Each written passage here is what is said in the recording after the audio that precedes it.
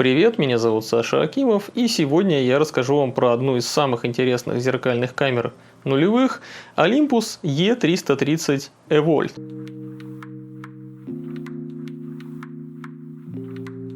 В недавнем ролике, посвященном Olympus E510, я уже коротко рассказал вам о том, как Olympus и Kodak совместными усилиями создали новый абсолютно байонет, который не был основан ни на каких пленочных стандартах, ни на каких размерах кадров и ни на каких предыдущих вообще байонетах не основывался. То есть это не апгрейд какой-то пленочной версии байонета и не какая-то там фигня из прошлого. Это прям совершенно новая разработка была. И формат этот назывался 4:3 или 4/3 или 4/3. Правда, к середине нулевых Kodak начал стремительно как-то помирать и скукоживаться, и со временем они немножко с Olympus разошлись. В общем-то, Kodak отвалился, ну, он остался.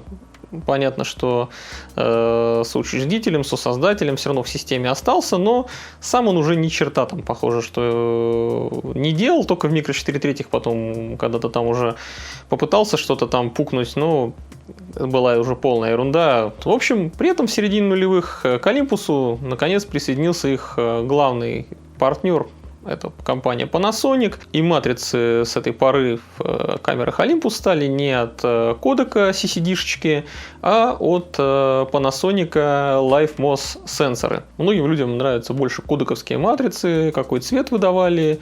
Я, в общем, тоже люблю CCD матрицы, классические такие древние, цвета действительно прикольные, но LifeMOS не то чтобы вот из середины нулевых прям как-то плохо или там многократно хуже, наоборот, даже скорее технологически покруче, цвета я бы не сказал, что там сильно ухудшились у Olympus от этого. Ну, я это поясняю, чтобы было понимание, потому что, например, вот предыдущая камера предыдущего поколения E300, вот в этой вот, так сказать, ответвлении этом развития Olympus, она была еще со старой матрицей Kodak, там не было Live View ни в каком виде, и, в общем, она достаточно еще такая примитивненькая, пожалуй, была, но все равно интересная тоже. Ну и в 2006 году, сразу же буквально после присоединения к Olympus, Panasonic выпустили свою первую цифрозеркалку Panasonic L1. И у нее была уже матрица LifeMOS на 7,5 мегапикселов.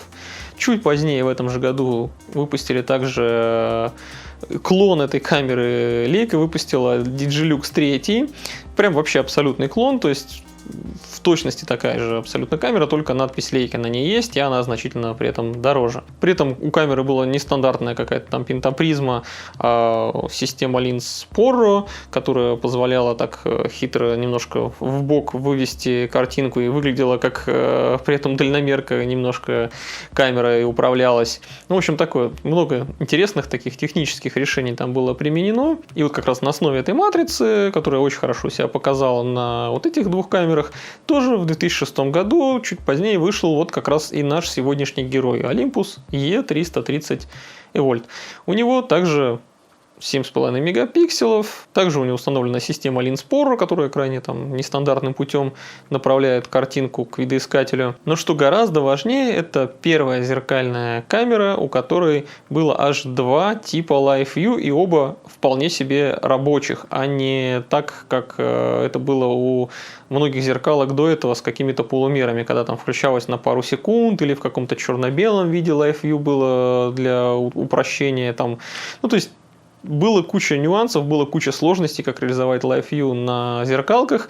И вот здесь Olympus, не скажу, что изящно, но прикольно решили техническую эту проблему. Ну, первый вариант самый очевидный, как и на любой беззеркальной камере. Все-таки LifeMOS тут сенсор стоит, который заточен под то, чтобы картинку с самой матрицы передавать. То есть это просто картинка, вид внешний ее самой матрицы. Но для того, чтобы сфокусироваться, тебе нужно зеркало все же опустить и, ну, там на долю секунды, понятное дело, да, быстренько сфокусируется, обратно поднимется, но все равно это как бы немножко более хитро выебанный вариант. И, в принципе, он, наверное, жизнеспособен только для какой-нибудь ручной фокусировки, когда там какой-нибудь цветуёчек, маленький у тебя гриб, там ты хочешь его в макро, допустим, снять на отличный какой-нибудь объектив Olympus 50 F2. Я же использовал более удобный способ визирования. Второй способ — это когда картинка у тебя через зеркала, вот эти все линзы Porro, передается не в видоискатель напрямую, а отражается еще одним зеркальцем на дополнительную матрицу, CCD-шку, кстати говоря, на 5 мегапикселов. Ну и таким образом ты получаешь быстренько в реальном времени картинку без каких-либо лагов, и при этом камера у тебя продолжает нормально фазовым методом фокусироваться. К слову сказать, у камеры все равно всего лишь один датчик посередине фокусировки. Ну, мне, в принципе, большего-то и не надо. Картинка с дополнительной матрицы, конечно же, не дает тебе никакого представления о том, какая сейчас у тебя экспозиция, потому что это не с полноценной настоящей матрицы информация идет, а с просто дополнительной, все равно, что ты бы через видоискатель смотрел. Но при этом выдается тебе она все-таки на экранчик, и это позволяет снимать с нестандартных каких-то ракурсов, во-первых, потому что экранчик в данном случае у этой модели уже отгибается, ну, поэтому мы поговорим про это чуть позднее. И, опять же, никаких лагов у тебя нет, все очень быстро, четко происходит, как будто ты реально используешь какую-то полноценную уже современную беззеркалку ощущения. Ну, я думаю, самое время сейчас уже рассказать про то, как Olympus E330 управляется. Ну что же, спереди здесь кнопок никаких нет, кроме кнопочки фиксации объектива. Также имеется небольшой такой симпатичный логотип формата 4/3. Ну и название модели некрасивым шрифтом из нулевых. Хват у камеры хороший и даже, я бы сказал, более удобный, чем у E510. Но тут, правда, резинка чуть-чуть отошла. Тут вот у нее такая небольшая проблемка. Отклеилась она слегка с краю. В остальном особых проблем не вижу здесь по качеству изготовления каких-то. Ну, хотелось бы отметить, что камеру легкой какой-то или компактной не назовешь. Здесь, конечно, горбика пентапризмы нет. Ну, тем не менее, корпус сделан из достаточно прочного матового пластика. Ну и внутри, естественно, там, скорее всего, металлическое шасси. Довольно увесистая все же камера. Сверху слева есть горячий башмак над видоискателем. Правее даже нашлось место для встроенной вспышки обычной. Она, к сожалению, никак не отклоняется. Но, тем не менее, то, что она есть, можно сказать, что плюс. Все равно я ее, правда, не использовал, да и бог с ней. Ну, а справа сконцентрированы все основные органы управления. Серебристая кнопочка спуска, рядом маленькая кнопка экспокоррекции, колесо выбора режима съемки, опять же, с очень большим набором, как называется, таких иконок для самых маленьких, а также колесико изменения параметров с щелчками, все как я люблю. Рычажок включения тут практически в таком же месте, как у E510 расположен, но колесики, которые вокруг него, они не такие тугие, что это колесико, что это, их легко очень сбить. И у меня действительно бывало такое, что при включении и выключении камеры случайно я переключал режим съемки. Это косяк. Сзади слева есть 4 кнопки, к которым обращаешься реже всего. Это просмотр, удаление, меню и инфо. Можно, конечно же, визировать через видоискатель. Это все еще зеркалка. Хоть здесь система линз Porro, необычное зеркало. Но, тем не менее, я лично этим не страдал и сюда особо не смотрел.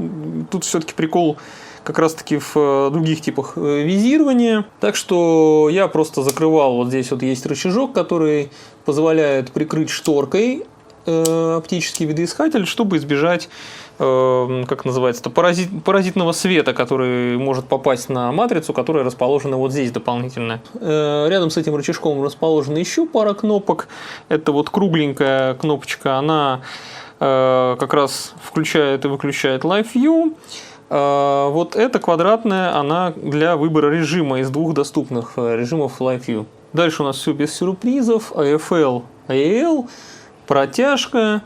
На крестовине здесь назначены баланс белого, замер, ISO и режим автофокуса.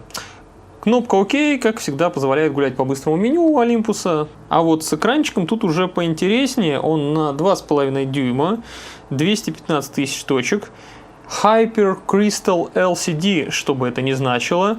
Но что гораздо интереснее, он еще и поворотный. То есть ты можешь его наклонить вниз, ну не сильно, градусов на 45 опять же.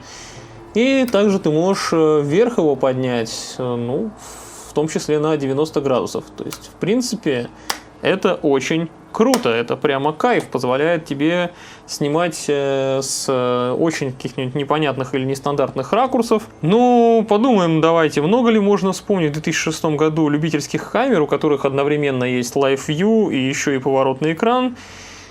Например, ни одной, кроме этой. Справа под простенькой пластиковой крышкой у нас скрываются два слота под карты памяти. Вот эта дурацкая XD, так называемая, которая мне дико не нравится. Ну и нормальная стандартная Compact Flash, что, в общем-то, очень хорошо. Слева под очень тугой резиновой заглушкой у нас находится чертов проприетарный USB-порт, который Olympus почему-то очень долго не мог убрать, и он мне тоже не нравится. Ну да ладно, у меня проводок такой есть, так что я не сильно страдал. Батареечка здесь используется такая же, как и на E510. Модель ее называется BLM-1. BLM, конечно, никакого отношения к Black Lives Matter не имеет. И заканчивается тут она все же быстрее, потому что я использовал, естественно, в общем-то, Live View. Live View знатно зажирает батарейку. Ну, на пару соток кадров ее все равно хватает.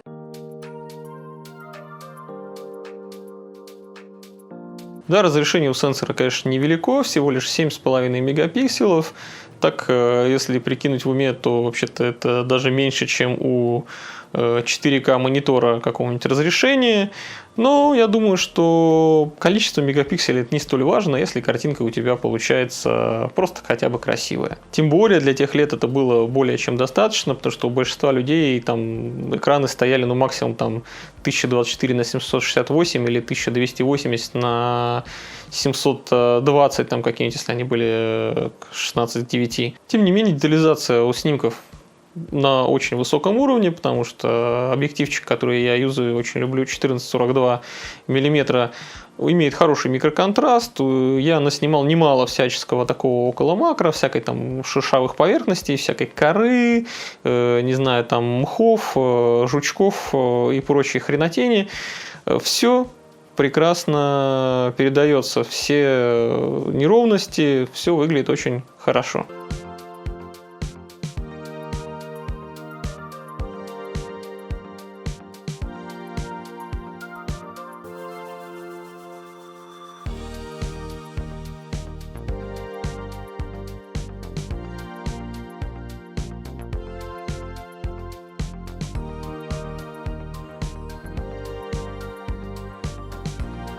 Если маниакально не разглядывать картинку там в попиксельном каком-то виде, то все просто отлично. То есть у меня вопросов к разрешению ее никаких нет. На экране смотрится все приятно.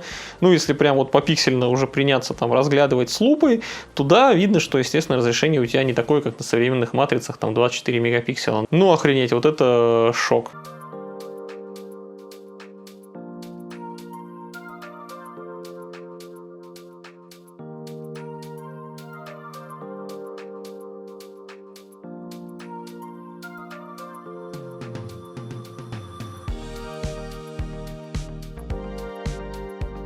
Да, можно вполне себе снять и пейзаж, на самом деле, на эту камеру, ну, если ты не планируешь его печатать вообще, или печатать будешь, если то максимум там 20 на 30 сантиметров.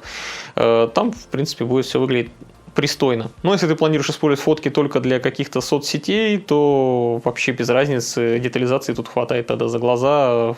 В каком-нибудь инстаграме там никто и не увидит разницы, он там, эта картинка еще и ужмется многократно, пока туда заливается.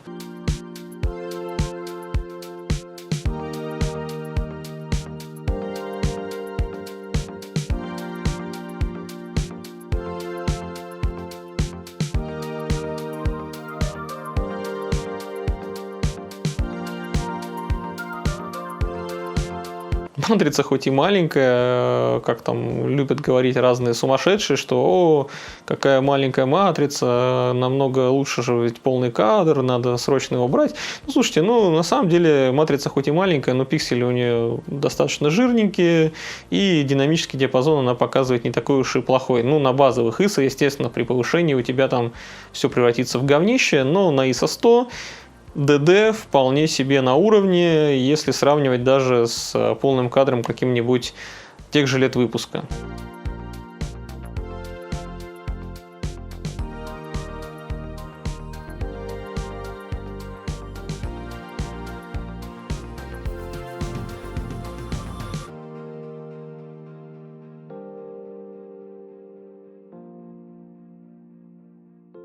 Ну и как я оговорился, на как раз-таки вот этом базовом ISO 100 много картинок у меня есть для примера, которые прекрасно тянутся и в цветах, и в тенях, и больших проблем я с вытягиванием деталей там не испытывал. Но при повышении ISO, конечно же, вы уже сами понимаете, любые детали в тенях будут убиваться, картинка будет знатно деградировать, и цвета поплывут. Но если не поднимать ISO, а в общем-то большинство снимков в этой жизни вы все делаете все равно на ISO 100, потому что снимаете в яркий солнечный день, а не постоянно там в потемках лазаете где-нибудь.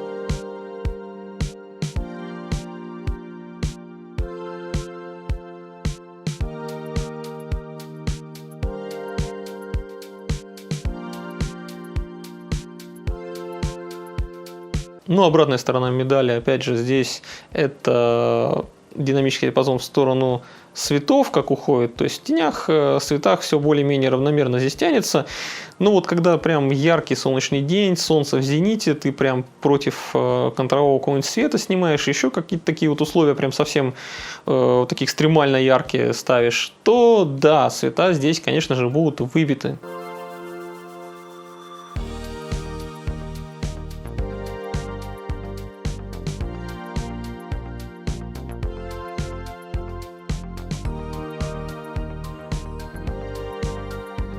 Но в большинстве ситуаций, даже когда очень большая разница яркости у тебя в кадре, все равно RAW-файлы довольно-таки неплохо тянутся.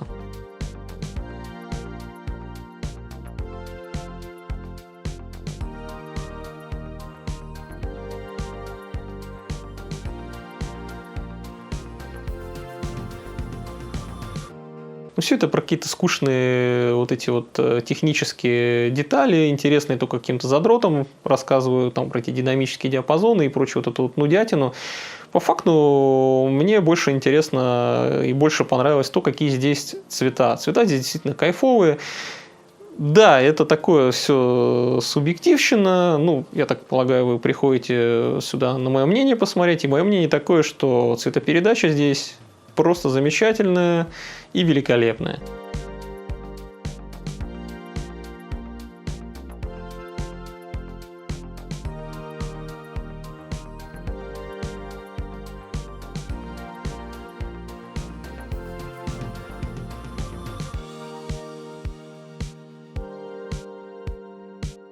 Вообще, в принципе, у меня не встречалось каких-то серьезных косяков у баланса белого.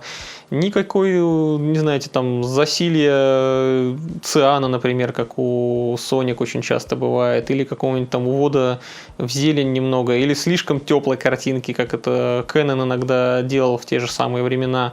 Нет, здесь вот прям очень часто, чаще всего, то есть там практически, ну не знаю, там 80%, наверное, случаев, у тебя белый это действительно белый, черный это действительно черный. Баланс белого работает просто замечательно. Да, у него бывают там небольшие косячки, но легко поправимые, не такие радикальные, как у многих камер в те года были. При этом зелень какая-нибудь, листва, она вообще не кислотных тонов, достаточно сдержанных. Теплые тона сохраняются там, где они должны быть. Ну и одним словом, цвета у E330 просто отличные.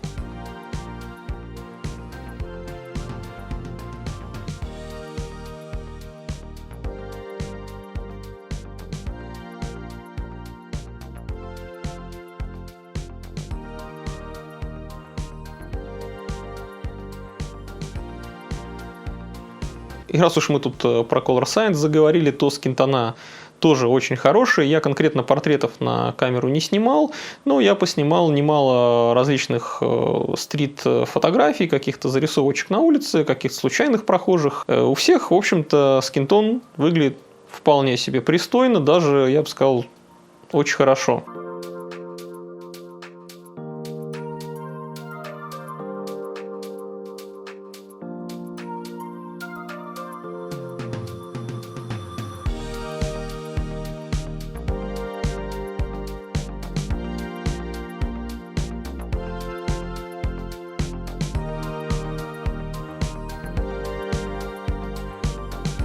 И камера позволяет делать такие вот случайные спонтанные снимки. У нее всего лишь одна точка фокусировки, как я уже говорил. Мне более чем достаточно. Точка фокусировки это крестовая, естественно, срабатывает мгновенно. То есть никаких трудностей у меня с фокусировкой она не вызывала. При этом объективчик фокусируется мгновенно, без каких-либо звуков. А вот звук затвора, он очень нежный, тихий и приятный.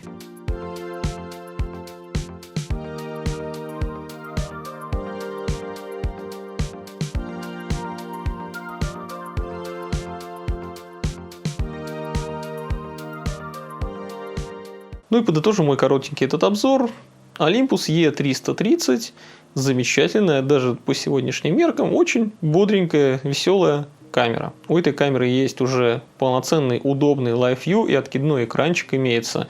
Но, к сожалению, нет стабилизатора, как у многих других уже последующих Олимпусов. У нее действительно очень хороший динамический диапазон на ISO 100 на базовых показателях, но ни в коем случае нельзя поднимать выше, иначе у тебя будет просто вместо кадров мусор. У нее прекрасная цветопередача, автоматический баланс белого практически не допускает каких-то серьезных ошибок или промахов, и с цветами здесь полный порядок. Но, опять же, картинку ты, например, не можешь кропнуть из-за того, что разрешение довольно низкое, всего 7,5 мегапикселов. Поэтому, когда ты кадр выстраиваешь, приходится заранее кадрировать более продуманно. Мне этот очень необычный Olympus действительно понравился. Я получил немало удовольствия, когда им фотографировал.